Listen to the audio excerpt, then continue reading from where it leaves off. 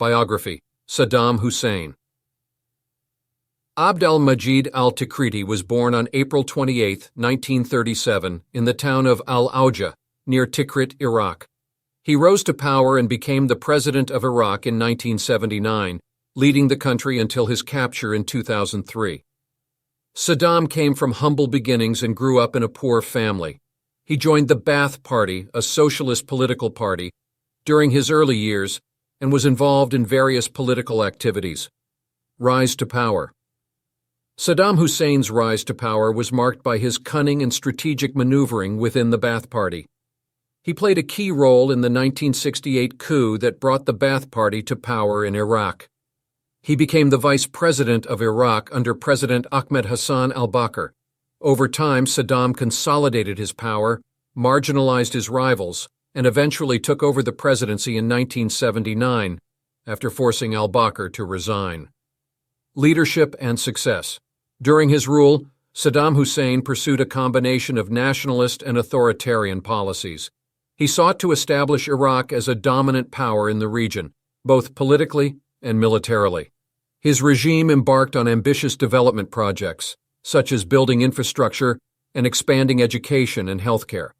However, his success is often overshadowed by his brutal methods of maintaining power, which included suppressing dissent, committing human rights abuses, and launching wars.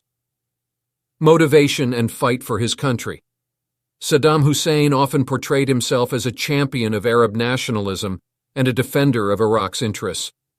He believed that Iraq deserved a leading role in the Arab world and saw himself as a strongman who could protect Iraq from external threats. One of the most notable demonstrations of his motivation and perceived fight for his country was the Iran-Iraq War, 1980 to 1988. Iran-Iraq War. Saddam Hussein initiated the Iran-Iraq War by invading Iran in 1980. The conflict was rooted in historical tensions, border disputes, and regional power struggles. The war resulted in immense human and economic costs for both countries. Despite initial successes, the war eventually became a stalemate, and it ended in 1988 with a ceasefire.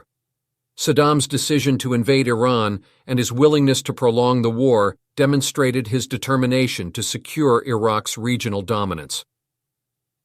Downfall and capture.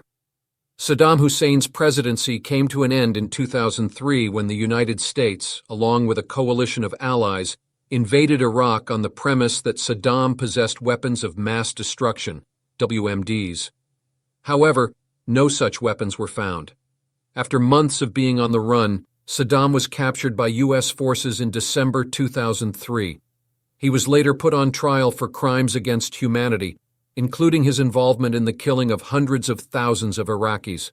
In 2006, he was sentenced to death and executed on December 30, 2006. Saddam Hussein's legacy is complex, as he is remembered both for his attempts to position Iraq as a regional power and for the atrocities committed under his regime. His life story reflects the complicated interplay between ambition, nationalism, power, and the consequences of authoritarian rule.